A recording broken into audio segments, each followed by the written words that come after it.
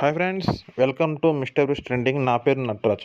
And ఫైనల్గా Bigg Boss season 9 అయితే complete అయితే అయిపోయింది. విన్నర్ ఎవరో కాదో అందరికీ తెలిసిన విషయం, మన సోల్జర్ కళ్యాణ్ పడాల.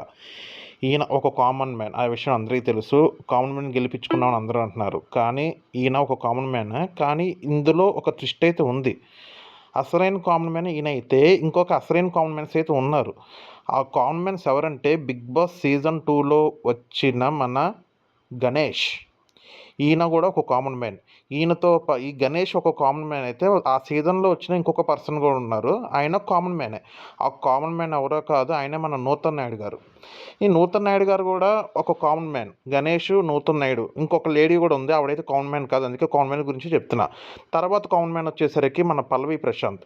ఇక్కడ పల్లవి ప్రశాంత్ కామన్ మ్యాన్ అని ఎందుకు అనుకుంటున్నారు మీరు? పల్లవి ప్రశాంత్ కామన్ మ్యాన్ కాదు. ఎందుకంటే ఇక్కడ గౌతమ్ ఒక మాట అంటాడు బిగ్ బాస్ సీజన్ 7లో, మచ్చా నువ్వు ఒక పోస్ట్ పెడితే నీకు ₹1,00,000 ఇస్తారు మచ్చా అంటే, దానికి పల్లవి ప్రశాంత్ అంటాడు, లేదు నేను ఆ ₹1,00,000 నేను ఒక నిరుపేద రైతు కుటుంబానికి ఇచ్చేస్తాను అంటారు. అక్కడ అయితే ఆర్గ్యుమెంట్స్ అయితే జరుగుతాయి.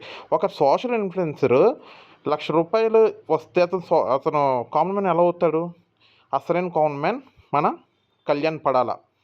ఎందుకంటే ఇప్పుడుదా గెలిచిన వాటిల్లో, బిగ్ బాస్ సీజన్ 1 నుంచి సీజన్ 9 వరకు గెలిచిన వాటిల్లో కామన్ మ్యాన్ గెలిచిందల్లా మన కళ్యాణ్ పడాలి. పల్లవి ప్రశాంత్ అస్సలు కామన్ మ్యాన్ అయితే కాదు, బల్లగుద్ది చెప్తా.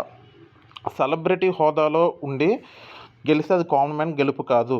సెలబ్రిటీ ఏ బ్యాక్గ్రౌండ్ లేకుండా, సెలబ్రిటీ అనే యూజ్ లేకుండా గెలిచిన వ్యక్తే మనకు కళ్యాణ్ పడాల. ఈయన అసలు కామన్ మ్యాన్.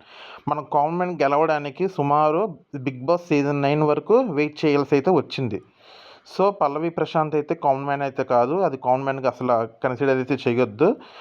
మనం కామన్ మ్యాన్ గెలిపించుకుందల్లా మన కళ్యాణ్ పడాల గారిని మాత్రమే. ఈయన సోల్జర్, హ్యాట్స్ ఆఫ్, జై హింద్. సో వీడియో అయితే నచ్చితే షేర్ చేయండి, లైక్ చేయండి, కామెంట్ కూడా చేయండి.